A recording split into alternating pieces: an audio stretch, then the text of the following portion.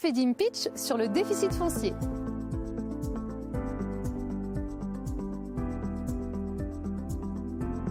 L'investissement immobilier en déficit foncier consiste à acheter un bien à rénover en vue de le louer. Les programmes en déficit foncier sont régis par le régime de droit commun des revenus fonciers. En effet, ils ne reposent pas sur un régime dérogatoire et ne sont pas non plus soumis au plafonnement des niches fiscales.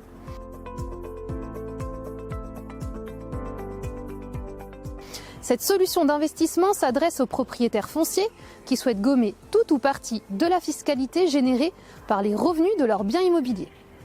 L'idée est d'agir en achetant un nouvel appartement ancien nécessitant des travaux d'amélioration et de rénovation. Le principe est de générer via les travaux plus de charges que de recettes, donc de loyers. Cette situation engendre un déficit foncier qui permettra d'effacer en totalité ou partiellement vos revenus fonciers préexistants et éventuellement une fraction de vos revenus globaux dans la limite de 10 700 € par année de travaux. Aujourd'hui, nous retiendrons qu'investir en déficit foncier permet donc d'agir sur la fiscalité de vos revenus fonciers, qui, je le rappelle, sont fiscalisés doublement au niveau de l'impôt sur le revenu et des prélèvements sociaux. Votre profil, vos objectifs, votre capacité de financement ainsi que le bien choisi seront déterminants afin d'établir une stratégie d'optimisation fiscale sur mesure.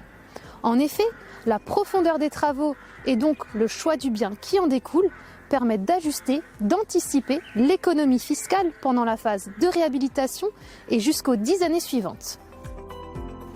Donc si vos revenus fonciers représentent plus de 10 000 €, si vous êtes conscient qu'il s'agit de faire des travaux pour générer du déficit, mais que vous n'en avez ni le temps ni l'envie, ou encore si vous êtes sensible au charme ou au cachet de l'ancien, tout en étant attaché au confort intérieur du neuf, eh bien je vous invite à prendre attache avec votre conseiller en agence afin qu'il puisse vous accompagner sur le sujet.